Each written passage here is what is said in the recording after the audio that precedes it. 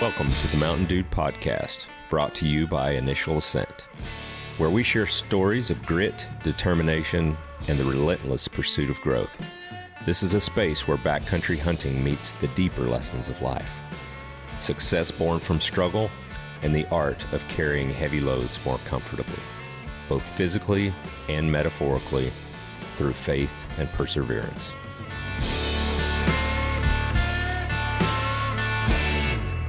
Join us as we explore the paths that shape us, celebrate victories big and small, and fuel our journey with hope and tenacity. This is the Mountain Dude Podcast, where we climb higher together.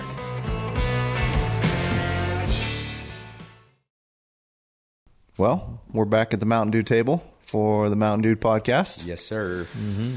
I'm really excited about this one. The show will be a little bit different than normal. One, there's a prop in here that hasn't been in here before. Shout out to Greg and his crew at Recreation Taxidermy. That is my 2024 bear, and he absolutely nailed it with commemorating that bear. Super, super special. So it's cool to see. But let's get this thing started the right way with a prayer. And then we'll talk about what to expect for today. Dear Father, we're so gracious to be gathered around this table again, Lord, and just humbled by your wonderful presence, Lord. We ask that you just be with us as we continue to share these stories and just meet with wonderful guests, Lord, that you may just guide us and guide our tongues, Lord. And Lord, today's story is a story of you and your grace, Lord. We just ask that you just may tell it how you want it. Lord, we love you. We give you all the glory, and we say these things humbly in the name of Jesus. Amen. Amen. All right. Well, today will be a little bit different. I'm Chris Young.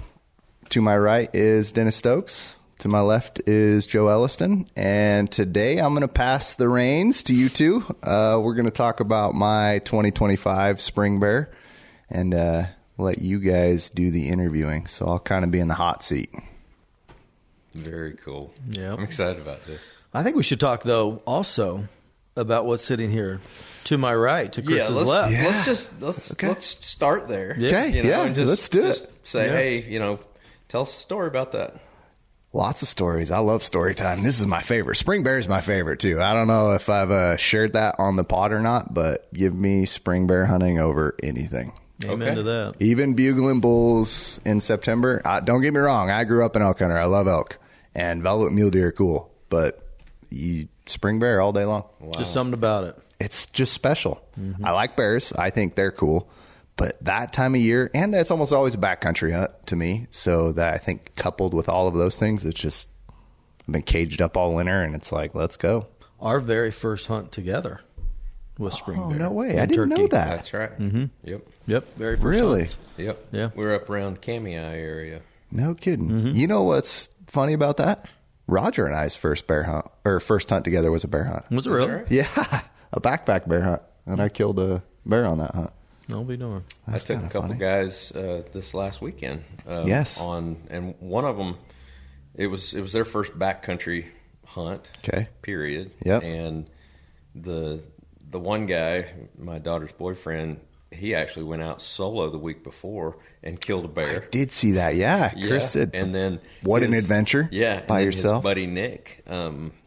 It was his first bear hunt ever, so we were just trying to get Nick a bear and all that. So we had a good time. Yeah, that's awesome. A lot of firsts. Yeah, I love it. Those are some of my favorite memories too. Is somebody else's first on a hunt is so cool. Like it really is. But this story, so this is an Idaho bear, 2024. So last year, Roger and I packed up, and I'm trying to remember the exact day count we had originated. It might have been 6 nights, if I remember, and 7 days, something like that. 5 nights, 6 days, something along those lines. Well, we had planned for a multi-night backpack hunt, so we were going to stay the entire time out there. We had e-scouted some country because it was kind of a weird year last year. There wasn't a ton of snow, but we got a little bit of a storm late. Yeah. And we really like to go early. That's one of my favorite times to hunt bears is like super early in the year because the big bears usually aren't covering a ton of country, and they seem to be the first ones to come out So I really like going, like the opener. That's my favorite. Like I want to be out there April 15th in Idaho on the general opener. So we went out for the opener, and I think we got up that day of the opening, opening day, and then we had to hike in a little ways and then raft across the river and pack into some country. And this was some country like that we've drove by numerous times, and I drove by it. And we always said like, oh, we should go into that country sometime. And I drove by it because I went up to check snow level a couple weeks before season because of that late storm.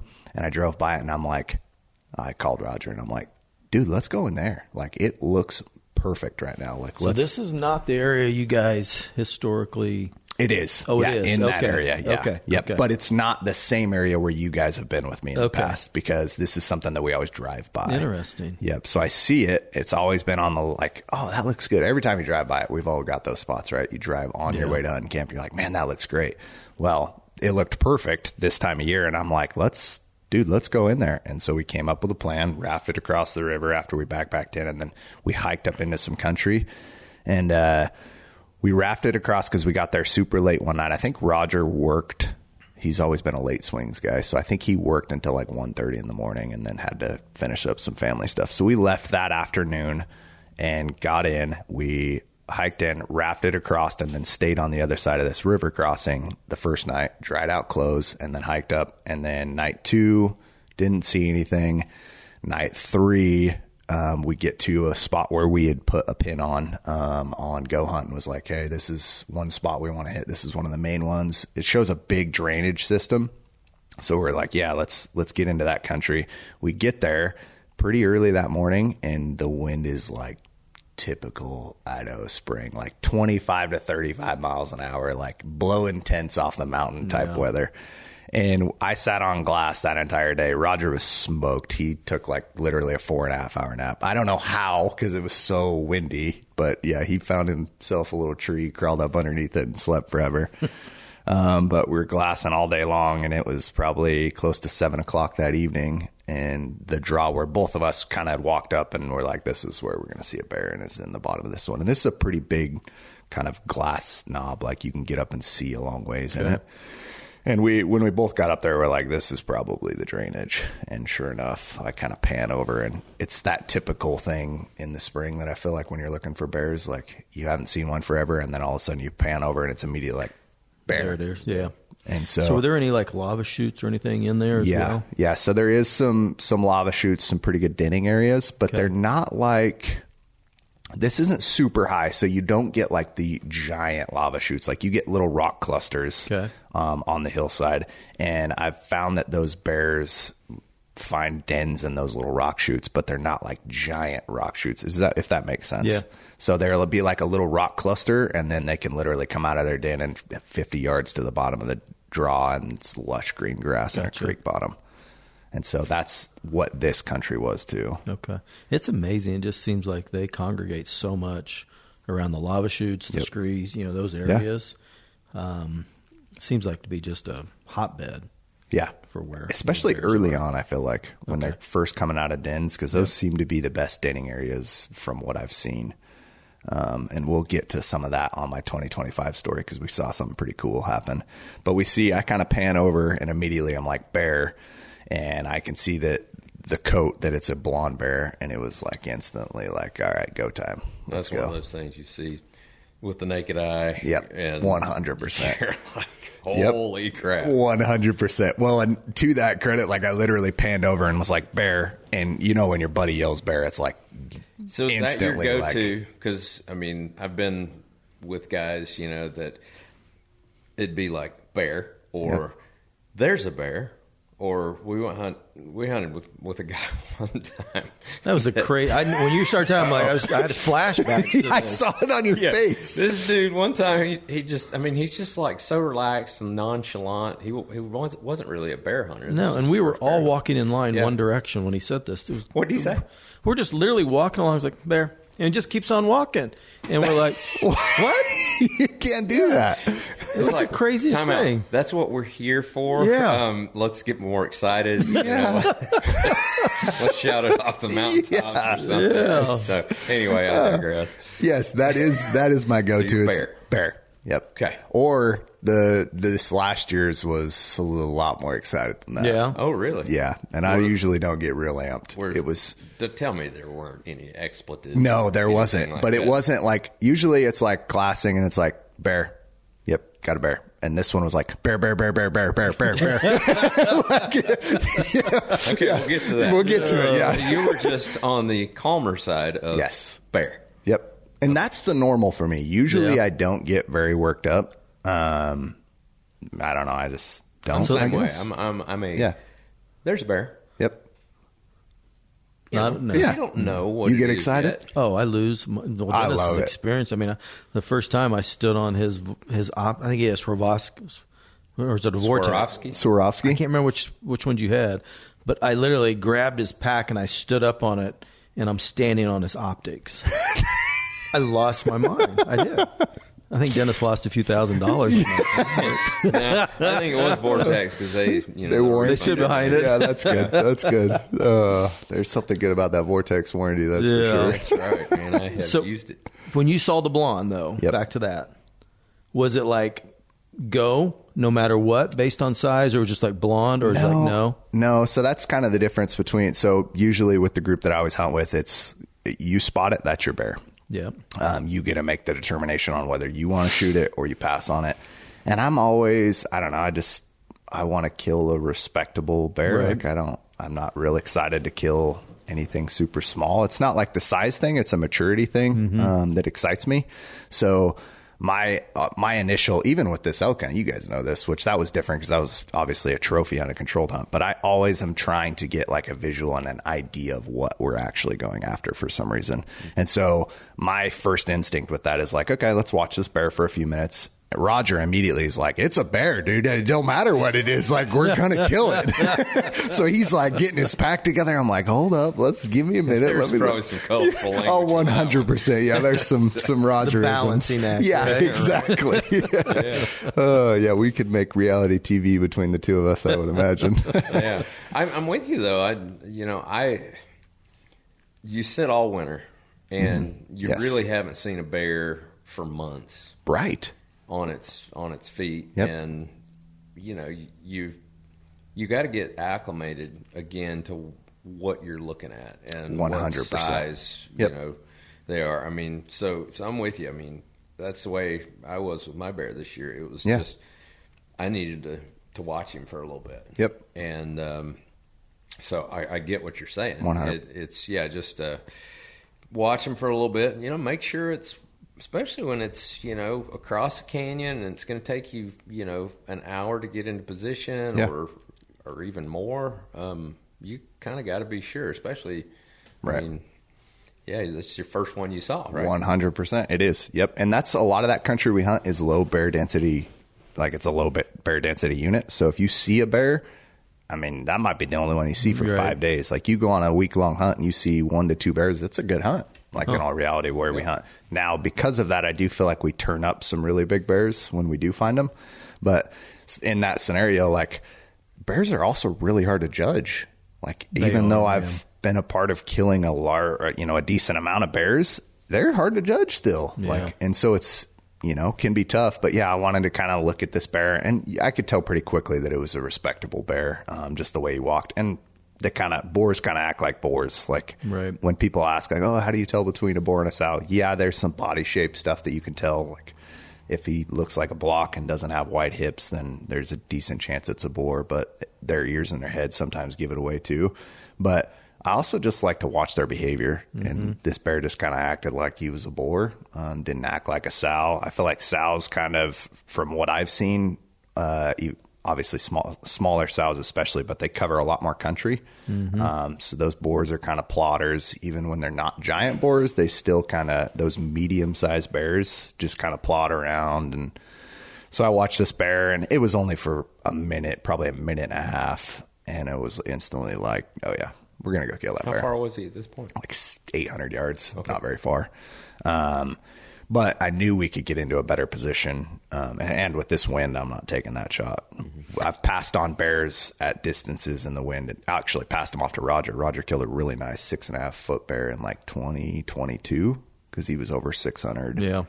And Roger, we'll have him tell the story on the podcast, but that's the guy that's going to make that shot. And if anybody's going to, I don't care who fills a tag in the group, like that's just who I am. So I passed that one off. But in this scenario, I'm like, we got tons of time, tons of light. Like I'm going to cut distance and we're going to kill this bear. So we break back down to day mode. So is this morning, evening? Yeah. Evening? Okay. Yeah. So we'd been glassing. I think I'd been on glass for like 7.5 hours. Oh, really? Like with no break. Day 1? Day 3. Day 3. Yep. Okay. Yep. 2 nights up there. Day 3. Long glassing session. See this bear. Now I take off. We take off after him and get into a position. And it's thick, nasty country in the bottom of these draws, obviously. So like turning a bear up again can sometimes be the hard part. It's like, is this bear going to come out with enough light left? So we cut to a position and we were both pretty sure on where we had to get finger wise, because I was able to just get up a big ridge system because he was feeding in the bottom. And so we get up this big ridge system and cut off a finger, and I set up in a position where I knew this bear had to kind of come up and make a choice whether he went to the left or the right of this Y. And either direction, I probably had a good shot. If he went to the left, it was going to be like split second, have to make a shot quick. But if he went to the right, I was like, okay, I for sure got a shot, but I should see whether he crosses to stay left or not. So I set up the tripod, set the rifle in it, which is something we've talked about. Being able to just clip that rifle into your tripod is a game changer, because I got rock steady, and then Roger actually saw the bear coming up the bottom first. Kind of gives me an idea of where this bear is going to come out. And I think he was 413 or 416. Yeah. So I dial my turret, bear comes up, but it's pretty clear at this point that he's not going to stop and give me a great shot. And once he kind of crests into that right-hand side, I've got longer to get a shot on him on the right-hand side than I would on the left, but I'm still not going to have a lot of time where he's going to turn broadside and just hang out, because he's kind of not cruising, but he's got a place in mind. Yeah.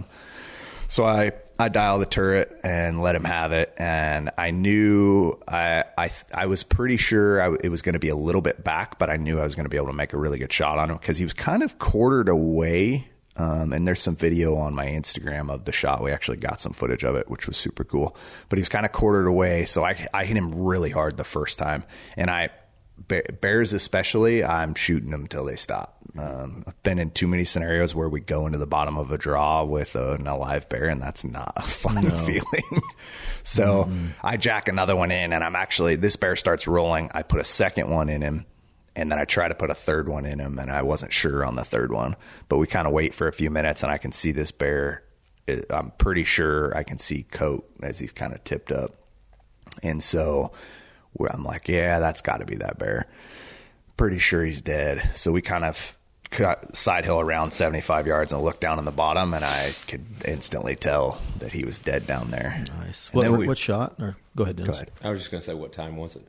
That's like 7:30 in the evening, 7:45. So like we're breaking towards dark. We've got like 45 minutes of light left, probably. Okay.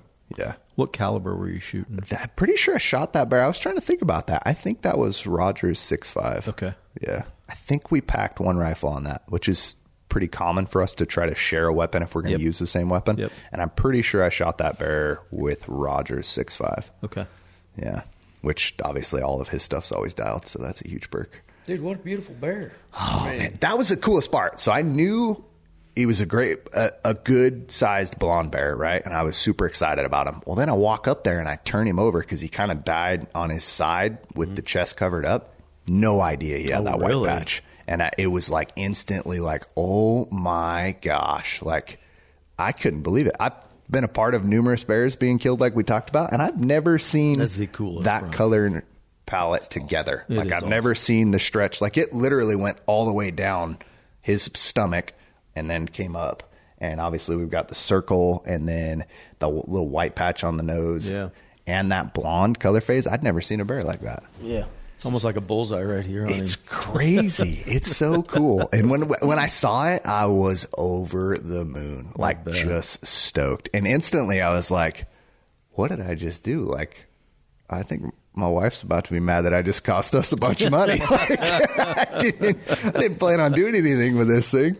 And then, we started looking at it more, and Roger's like, dude, you got to mount that thing. You can't even rug it. And I'm like, I think you're right. Not rubbed out at all. No.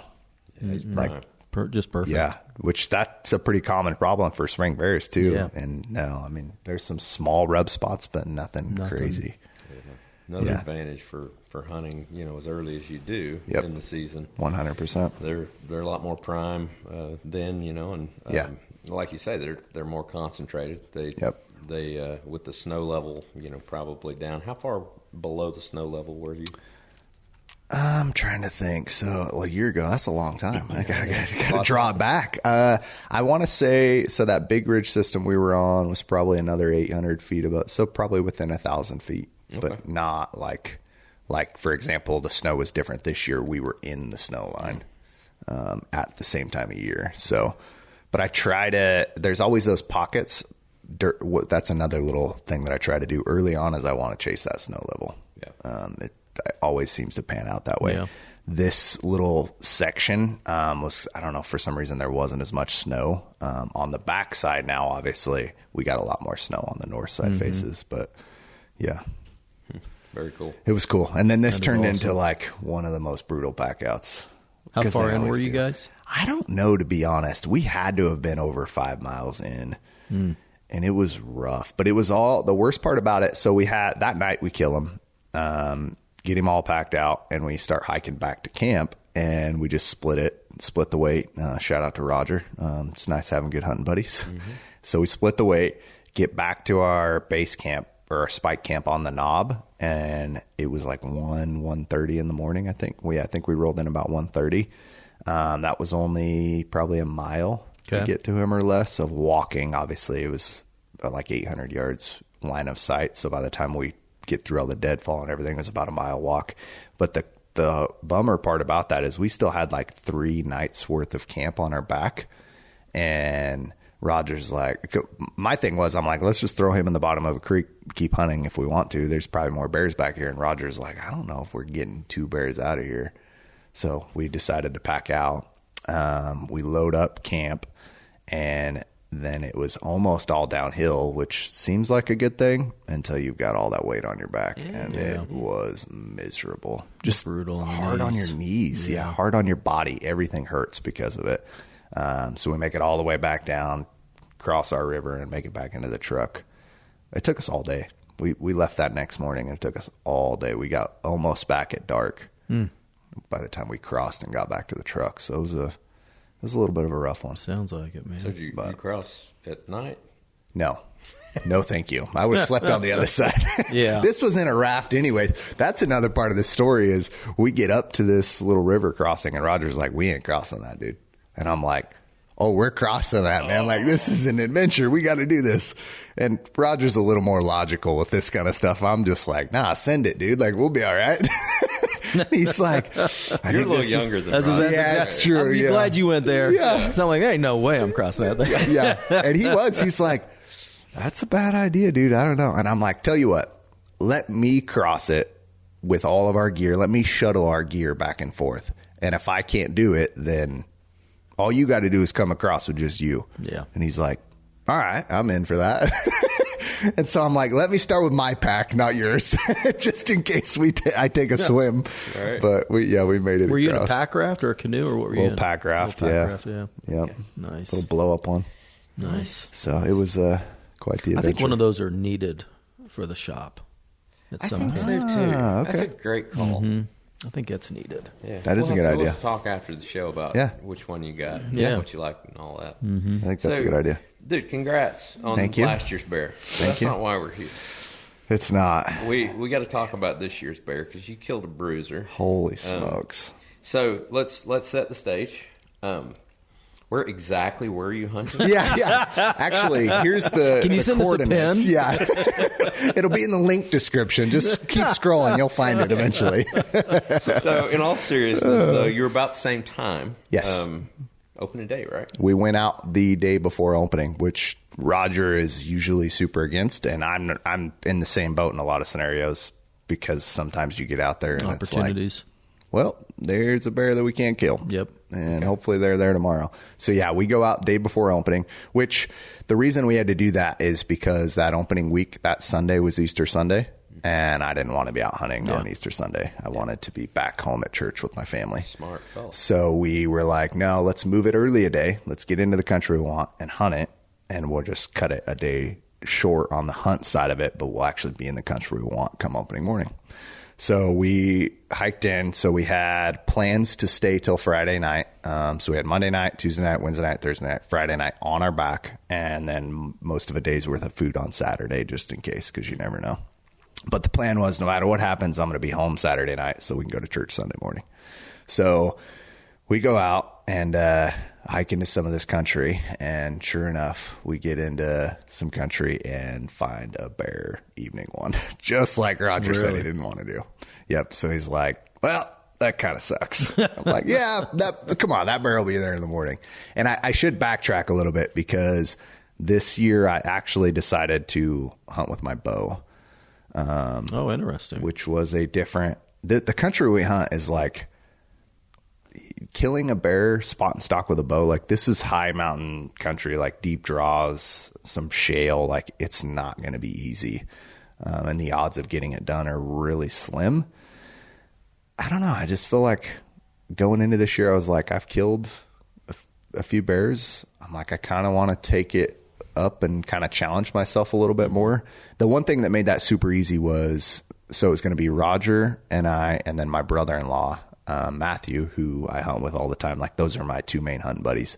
And Matthew doesn't have a great rifle setup, so I always let him take my rifle, especially when we hunt together. We usually just share if we're going to rifle hunt together. So the thing behind that was, he's going to take my 7 PRC. So if I find a bear that is like instantly like, that's a giant and I can't kill it with my bow, then I'll just use my rifle. Yep. Because he's carrying it already. So that made the decision a little bit easier. But going into it, I'm like, it's going to take a giant. Like, I'm going to try to push with the bow and get it done. And it's early. It's the first week. I'm like, I also kind of want to keep hunting for a few months. Like, I don't want to cut it short. Yeah. But yeah, so we get to that. We get to up there and we get to the main ridge system that we want to hunt. And Roger finds a bear evening one. And we start glassing it up. And it seemed to be a sow, probably right around that 6 foot mark, maybe under 6 foot, 5.5 foot probably. Decent medium sized sow, but she just acted like a sow, kind of had the features like a sow. But she's kind of running around. Actually, was one of the coolest things though. We watched her for hours, and we watched her kind of crawl down into a rock face and den. Oh, really? Literally watched her crawl into her den and take like an hour and a half nap. Which I have never seen in my years of bear hunting, like actually denned a bear and watched a bear come out of its den. No. It was super, super cool. So she comes out of her den that night, kind of feeds into the bottom. And the only bummer about where we were camped, there was no good way to like kind of back out and go around. It was, if she fed our way, we were in trouble. Like, she's just going to wind us. Kind of where we had already set camp, we would have had to have moved like all the way to the other side of the ridge with the way the wind was going. That kind of put us in a bad spot too. So it was there was no win in that scenario. We just kind of had to cross our fingers and hope she didn't wind us. Well, the plan was, Roger spotted that bear. That's Roger's bear. And he's like, oh, we'll wake up in the morning and then I'm probably going to shoot that bear. So I wake up at first light and I'm out on glass, and then Roger and Matt wake up a little bit later and we don't end up seeing that bear come out. And it's probably like 8:30 at this point, and Roger's like, hey, like, you want to take your bow and crawl down to that den, and if she comes out, shoot her? And I'm like, yeah, I do. Like, I don't want to steal your bear though. Like, he's like, nah, dude. He's like, I've shot plenty of bears that you passed off to me. He's like, send it, dude, go kill that bear. So I crawl down in there and I get 37 yards from her den, and I sit for like 3 hours. She never comes out. Didn't come out that morning either. So I was pretty sure that she probably just covered some country that night and then winded us, which we knew was a possibility. So we keep hunting and kind of move on from her, cover some more country and keep trying to turn up another bear. But we never did see that bear again.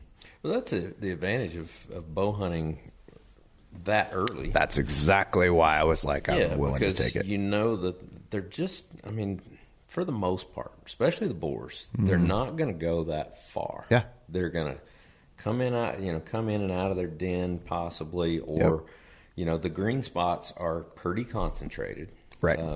because you've still got, some snow level there. Yep. So it's a little bit easier, I think. And now I've never done it, but I talked to the guys that have. Yeah. The Brian Barneys and whatnot. That's the and guy. They say that's the best time to be able to kill one with your bow is early on when they're not real. They're not real mobile. They're just staying, going in and out, to one spot. Exactly. And based off what I've seen, that's why I was like, yeah, this is the time of year to do it. Like once we get later, the plan was I'll probably have to switch to the rifle anyways. But like early on, I'm like, yeah, let's see what we can do. And I feel like those glacier lilies, those yellow flowers that you see that those bears love, it's like candy to them. That's when those patches are really concentrated too, because those are starting to bloom and they're not blossoming in every area. Mm-hmm. So like those little spots that they are, this is exactly what it was. That sow could come out of her den, make it 50 yards to the bottom and just eat on our whole field of candy. That stuff's so tender. Exactly. That time of year. Yep. Especially down low like that. Yep. So, yeah. So you take and you don't find the sow. Correct. And this is the next day. Yep. You hunt through the evening, I assume. Yep. And you didn't see a bear that day. Didn't see a bear that day. So takes to the next day. Yep. So opening morning, don't see a bear. Next day, we move camp further into where we wanted to get to. And same scenario, don't see a bear again. Move all the way to some country where I had wanted to kind of glass. And I was like, I really want to see some of this country. And the logical people, Roger and Matt, are like, dude, we kill a bear over there and we're going to hate our lives. And I'm like, yeah, but that's all right. Let's do it. We moved to some of that farther in country. Don't see a bear, glass still dark, come back to camp late at night and then wake up the next day and do the same thing again. This is day 4? Day 4. Yep. So Tuesday was opening day. Don't see a bear. Wednesday, opening day. Don't see a bear. Thursday, we wake up and we, go to some other country. We switch drainage systems every day, just trying to turn up bears. Cause I feel like that's another thing that I see with bears often is you could get into the most perfect bear country and have everything that you need. And sometimes you just don't see a bear because they're not coming through there yet. The density of them too. Yeah. It's not like you go find really good buck country. You might not find 170 inch deer, but you're going to find deer in that draw. Like that's just the nature of the beast. There's enough of them. Yeah. Bears, there's just not a ton of bears unless you go to some of these, high bear density areas. And so in this country, it's like I can look at 7 drainages that all look really good right now. And it might be the 8th one that I turn a bear up in. I think the numbers are around like 1,700 bears a year harvested in the state of Idaho. Yeah. Which is that's a fraction of other big game animals, obviously. Yeah. So I feel like that's something is like, you got to stick with it. It's easy to get discouraged. Mm-hmm. So we wake up day 4, and we kind of trudge into some new country. And this country all looks really, really good. Like all of us are like, oh yeah, we're going to turn up a bear tonight. And we kind of split up. So Roger covers one drainage system. Matt and I go over the top and we cover another drainage system. And we see tons of deer and elk, which is a great sign. Love to see it. See tons of deer and elk and glass all day long and don't turn up a single bear. And this is one of those days where the wind just blew and blew and blew and it was miserable. Just brutal. Matt took a nap. I don't know how these guys take a nap in the wind. I can't do it, man. I'm over here just sitting on glass, freezing to death, mainly because I can't sleep. And these guys are all curled up in a ball, just out. Yeah. But yeah, we suffered through the wind that day. Don't turn up a bear, and then hike back out that evening. Get back to our spike camp, and at this point, Roger's like, "Hey, I'm gonna head home in the morning." So he decides he's gonna go back and take care of the family. And my plan from the beginning was I'm gonna take off Saturday. The plan was Saturday morning always, just because you kill something Saturday morning and you kind of put yourself in a bad spot if you're going to be home Sunday. But I'm not leaving Friday night. Like I work too hard for this all year long. Like this is what I love. I train literally just to fill tags, and I know how fast it can happen. Like I'm not going to cut myself a day short. Yeah. So, and I told Matt, I'm like, hey, if you gotta go too, dude, like there's no hard feelings, man. Like Roger will give you a ride back to the truck. get out of here, man. And he's like, nah, I'll stick it out with you. And that was my thing. I'm like, I know how fast it can happen. And it's discouraging. We haven't seen a bear in 4 days, and we've covered a lot of really, really good country. So Roger has to take off. He takes off that next Friday morning, or he tells us he's going to take off that Friday morning. We go to sleep Thursday night, and we wake up Friday. And this is like one of the most special days I've ever had on a mountain, ever. I wake up, it's Good Friday, and I wake up that morning, and it was just, I'm all by myself. Roger and Matt slept in. We've been hunting hard, and there's most of the time, especially where we were camped, we had to cover some country to get to the spot we wanted to hunt. So we usually left mid-morning, like there was no rush to get out of camp. So Roger and Matt both sleep in. I wake up early, and mainly just because I can't sleep. And I wake up early, and I make a cup of coffee, and I'm sitting here in God's country. It's Good Friday, and I'm just reading my Bible and doing devotions, and I spend 2 hours in God's Word, and it was just, I don't know, like, unless you've been there in that scenario, like in that country where there's no outside noise, you guys know what I'm talking about. Yep. Like, it's just the most special thing on the planet, and I like that, and I mean, and I've been in good spirits anyways. Just, this is what I love to do. I went through a phase in my life where I like put all this pressure on myself where I'm like, man, I want to fill tags. I got to do this. I got to do that. I'm not that. I'm at a different point in my life. Like, I'm literally out here because this is what I love. So it's like, this makes me a better person. Like, I come out here, I get close to God. I shut off all the noise outside of it. I come home a better husband, a better father, just a better person, a better business owner in general. So I'm like, I have no, like, my cup's full. I'm like, I'm staying here till tonight just because I love this. Like, and so it was awesome. Super, super special. And I'm like, man, this is the best. I'm like, we don't have to see another bear. Like, I love it. Kind of share that. Matt wakes up, Roger packs up camp. We give Roger some hugs. He takes off.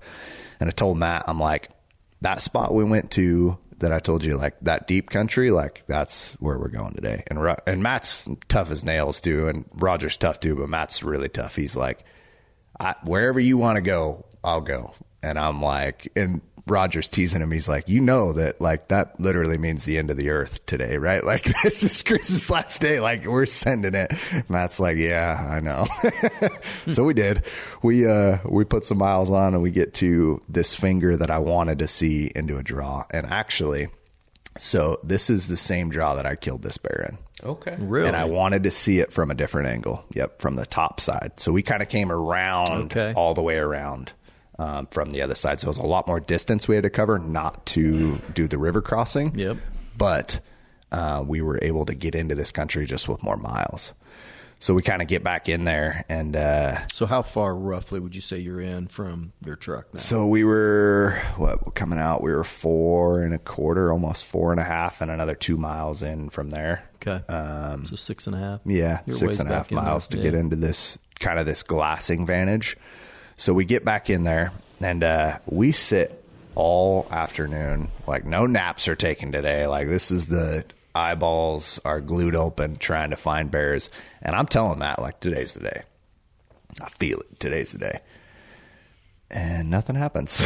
It gets to be about 8 o'clock at night, and this country is perfect. Like, everything looks good. It's like, man, we should have seen a bear by now. And so Matt's like, hey, what do you think about driving home tonight? And I'm like, we're, 6.5 miles from the truck, still would have to pack up camp. And I'm like, ugh. It's Friday night, right? Yeah. And we're coming home Saturday morning anyways. Right. Like, you're not losing any hunting time. We're not going to hunt Saturday morning because if you kill something, you're Sunday night getting it out, right? And I'm like, man, I don't want to drive all night, but yeah, I mean, I'm not against it. I'm like, let's see how we feel when we get back to camp and eat some dinner. And Matt's like, I just don't want to sleep on a pad again. Even if I got to shower and crawl in next to my wife at 4 o'clock in the morning, that sounds nice. I'm like, you are not wrong. You're not wrong at all. That does sound pretty nice. So I'm like, yeah, let's see what happens. Let's see. And I'm like, and then I told him the same thing from the beginning. Like, I ain't quitting early. Like, we are going to stick it out. That's another thing. Like, I feel like back earlier in my life, I've done that so many times where it's like, me personally, like, do I actually have to go home? No, but I talk myself into it. It's like, but if I do, I could do X, Y, and Z. We've all done it. 100%. I always regret it. Yep. Like, instantly, I'm in the truck driving back, and I'm like, why did I do that? And I've just done this enough now that I'm like, it literally can happen in 2 minutes. Like, it can happen so fast. So that's my thing. I'm like, I'm not calling it early. Like, I'm just not. I'm going to stick it out till the absolute last minute. So I tell Matt, I'm like, okay, last light is like, or end of shooting light is like 8:45. Or no, it's like 8:50 something. So I'm like, by 8:45, you can't see nothing, like, in all reality. So I'm like, 8:30. We'll call it at 8:30. We'll pack up our bags, and then we'll hit the top of the ridge to where we can kind of see the other side of this little bottom for the last 5 minutes and see if there's a bear somehow on that other side. And I'm like, that's, 8:30 is the cutoff. And so we glassed for another 30 minutes. And at this point, I'd had my tripod fully extended, and I was glassing standing up. I kind of like to do that sometimes. And so I was glassing standing up, just peering off, trying to find a bear, and 8:30 hits, and I look at Matt, and I'm like, well, I guess it's time, Matt. Like, let's call it. You go ahead and pack your bag up. I'll pack mine up. And I walk over to my binos, and I take my binos off the tripod, put them in my bino harness, and I look down, and down below me, there's this little draw, like right where I killed my bear. And I'd been glassing this stuff hard. And I look down there, and I'm like, I don't remember that stump. Like, what?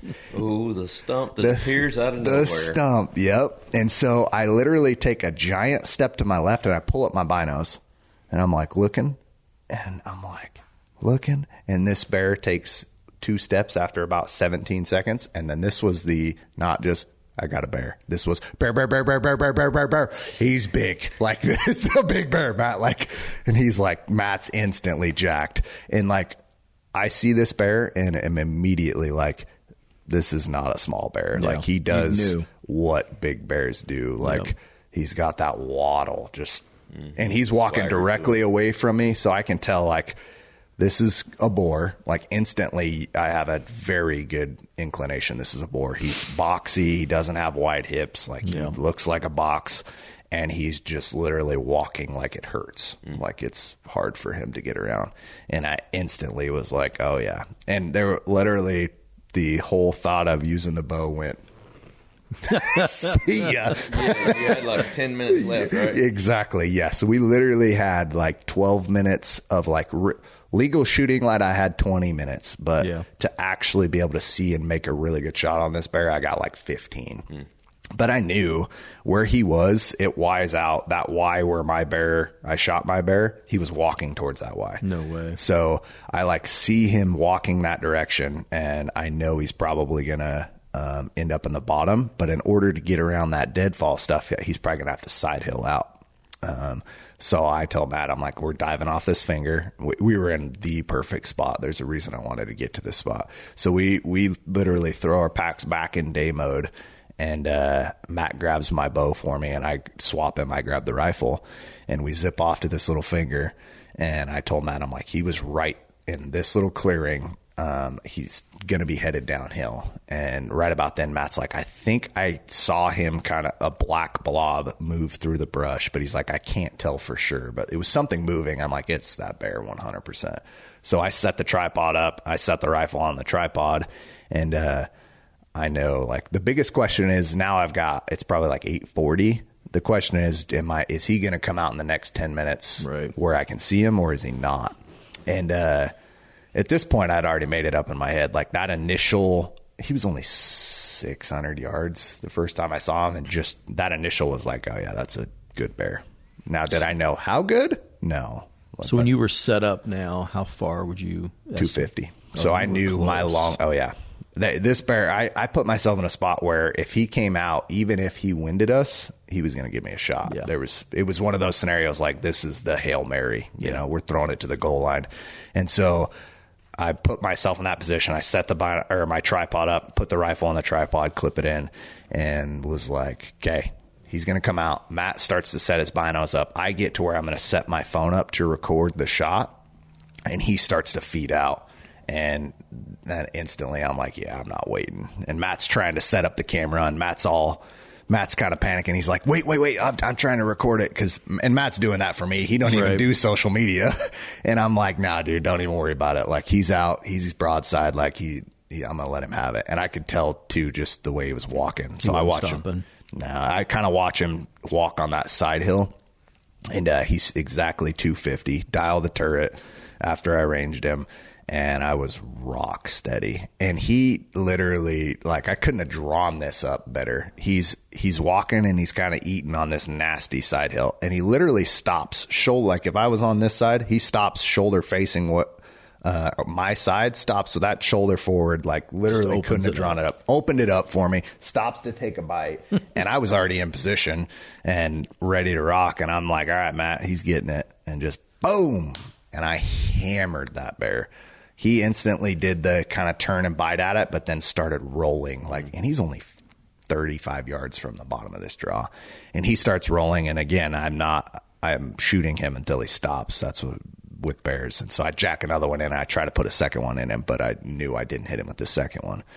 And so he rolls all the way to the bottom, and I was pretty sure once he hit this brushy patch, he didn't go any further. So I stay on the rifle for another 5 minutes, watching the top, the bottom, all of it.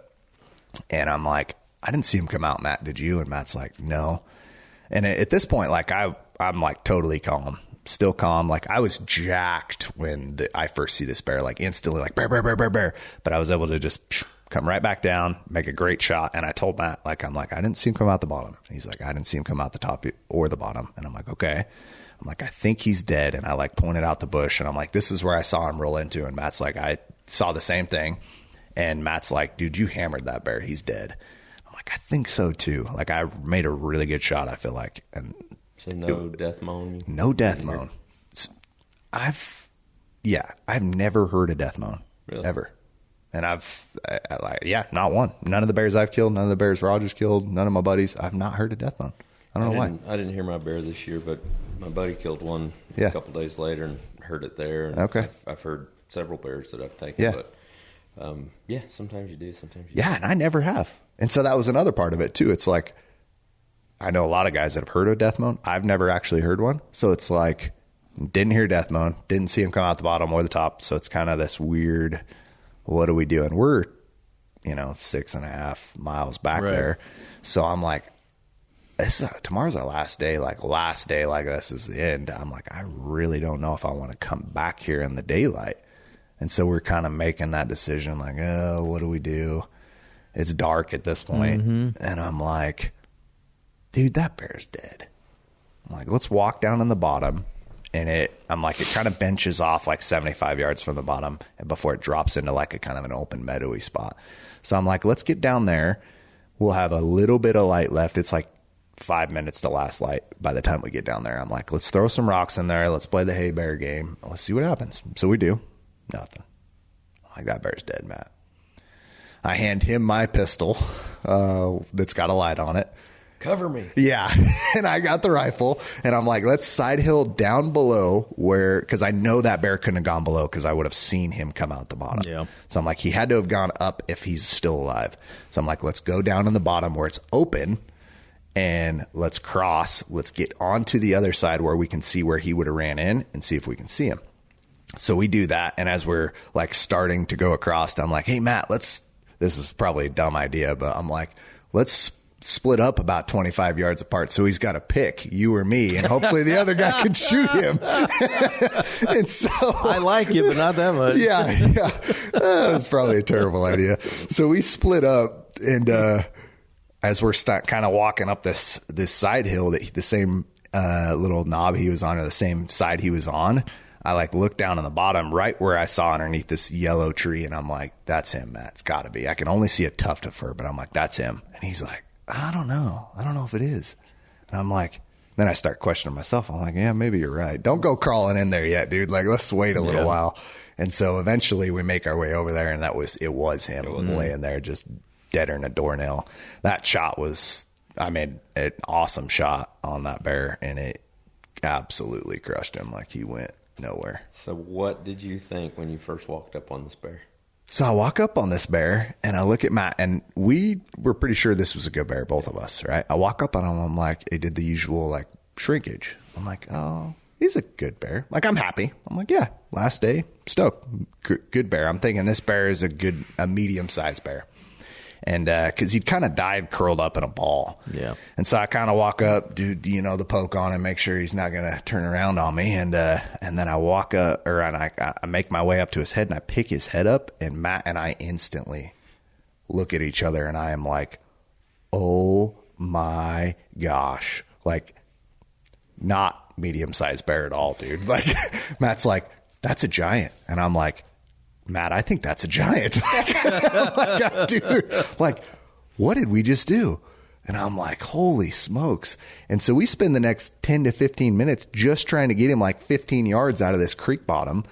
And I'm like, that's a big bear. And Matt's like, that's a big bear. I'm like, I think so. Like, it's hard to tell. Like, this is, I haven't put my hands on a bear in 12 months. Mm-hmm.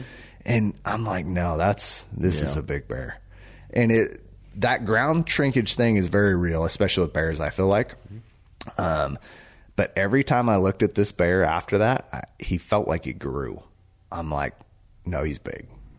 He's a good bear. That's awesome. He's a really good bear. Man. We kind of as we're dragging him out, because I just crushed his lungs.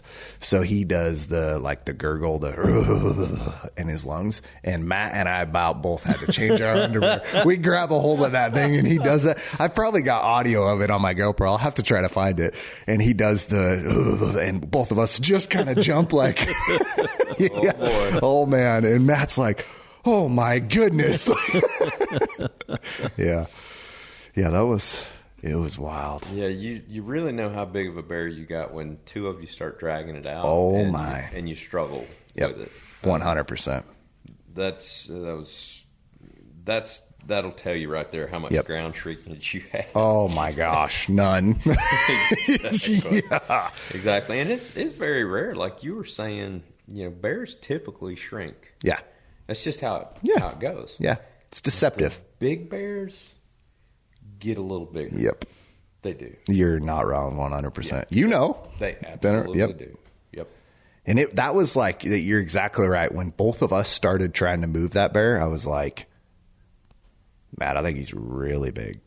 Like, I think he's really big. And yeah, it took everything we had to get him drug out of there.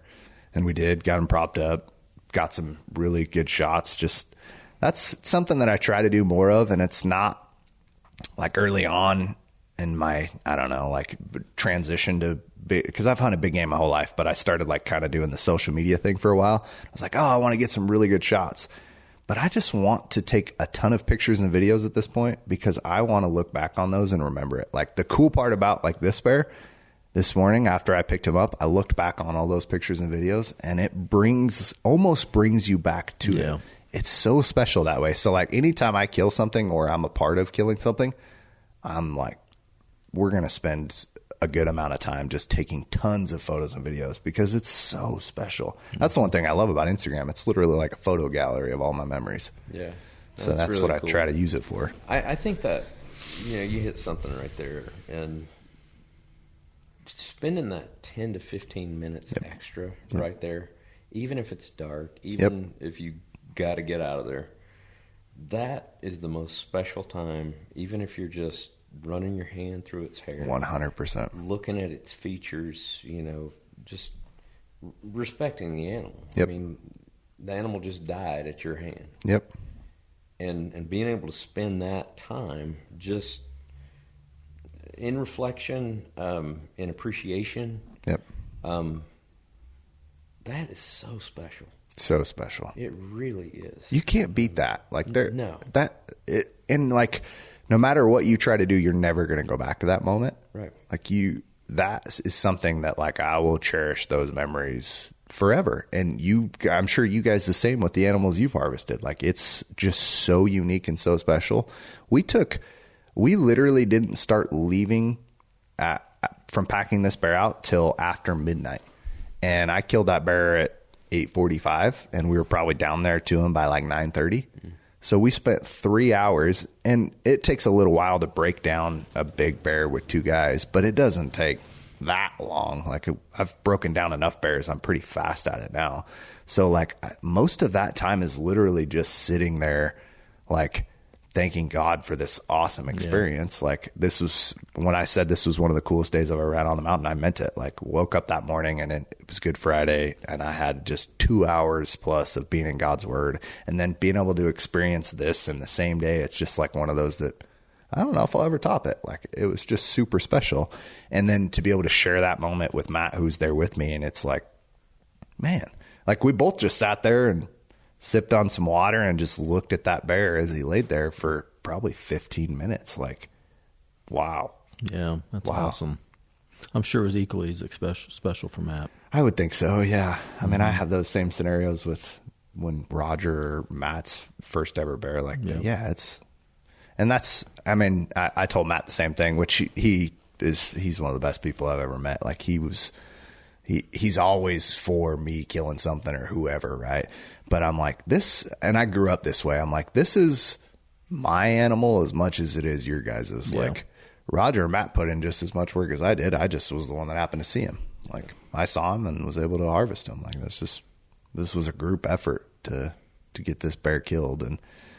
And then, what was the hardest pack out then went number 2 to this one, because it got rough, really rough. I don't even know how heavy. Everyone always asks, like, oh, what's that bear weigh? I don't know, but he was big. A lot. Yeah. And so we get him cut up and we load up packs, and I had, try to remember this right, I had head, cape, hind quarter, front quarter, and then I think I might have had scrap meat, or Matt had scrap meat. And then, no, Matt had scrap meat because he had a rear, a front, and the scrap meat. And we had to come up a like sheer vertical incline to get back to that ridge we came up. And Matt looked at me when we first put those packs on. He's like, I don't know if we can make it up there without the packs. And I'm like, I don't know what else we're going to do, man. Like, I'm like, yeah, you're right. This is going to suck. And it's one of those where you take a step and you lose 6 inches. You take a step and you lose 6 inches because you're literally just brutal sliding back down. We didn't get back to camp. So it was almost 2 miles. It's like 1.25 miles because we were able to kind of cut some distance off of where we had come in the long way. We didn't make it back to camp until almost 4 a.m. Dang. That's brutal. It was rough. And we get back into camp. And that's the hard part. It's like, man, I want to just stay up all night now and enjoy this. But I'm like, I ain't even halfway done with the work here. Like, I've still got to get this bear and camp out of here.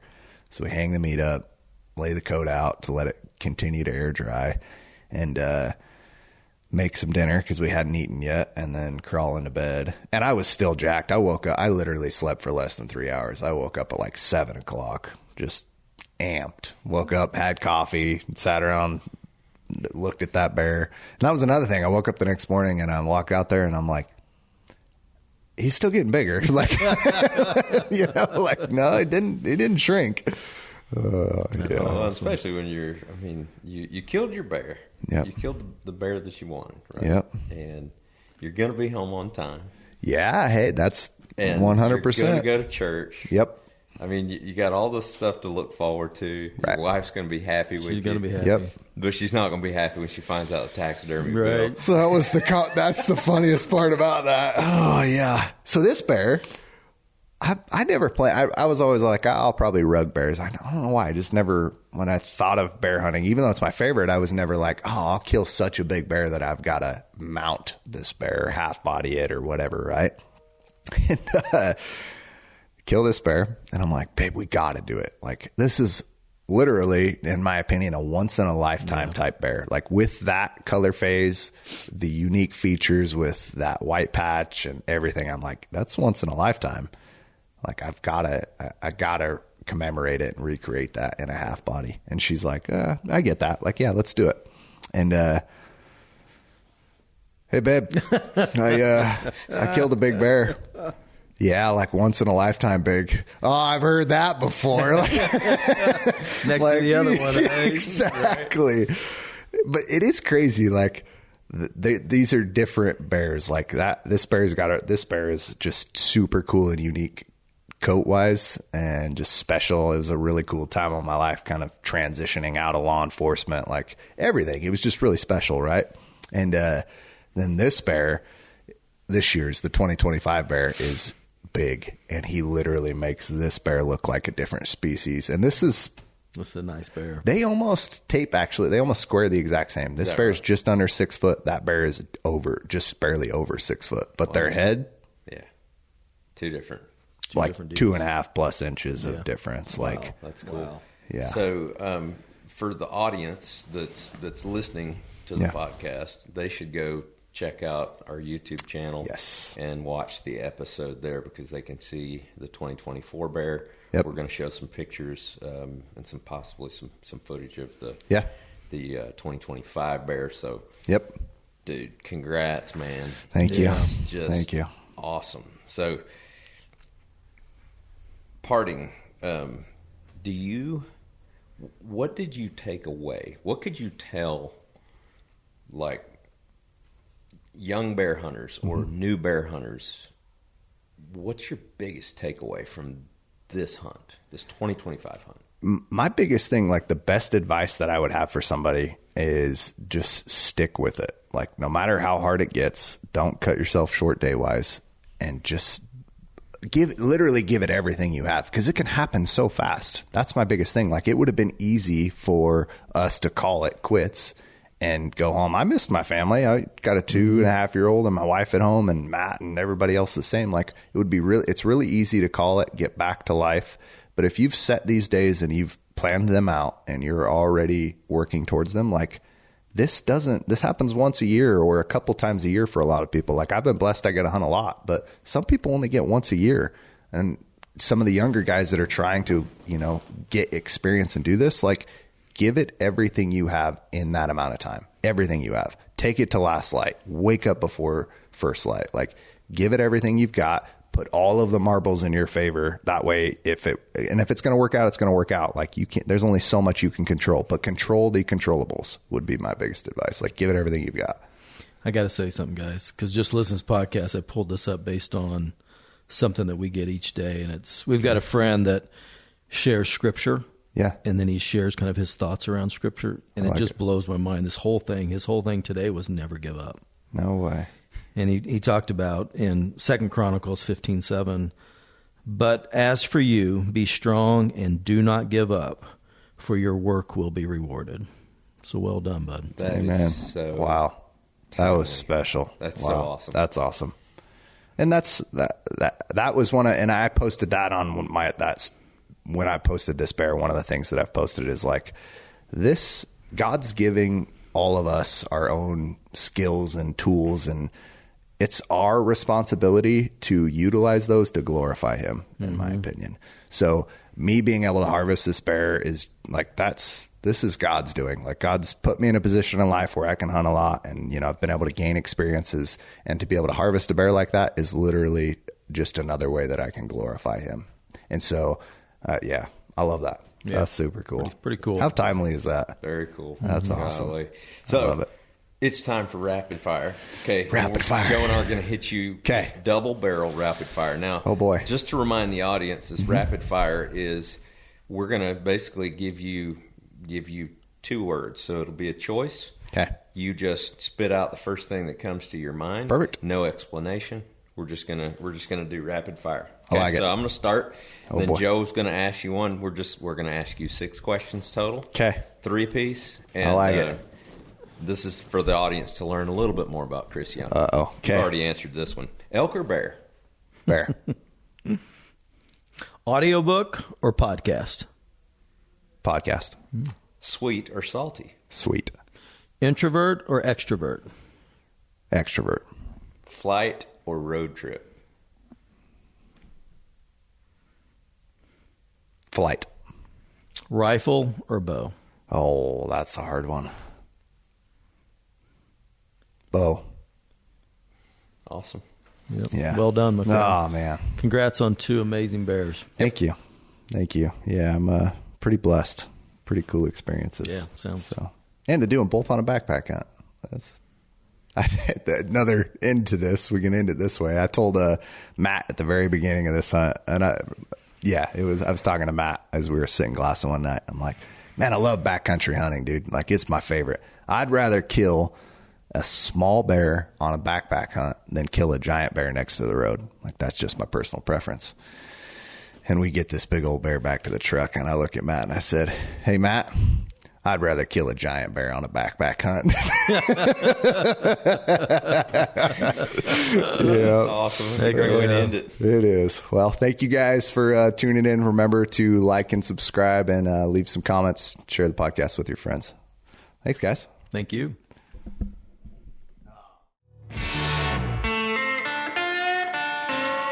Until next time, keep your eyes on the summit. This is the Mountain Dude Podcast, signing off.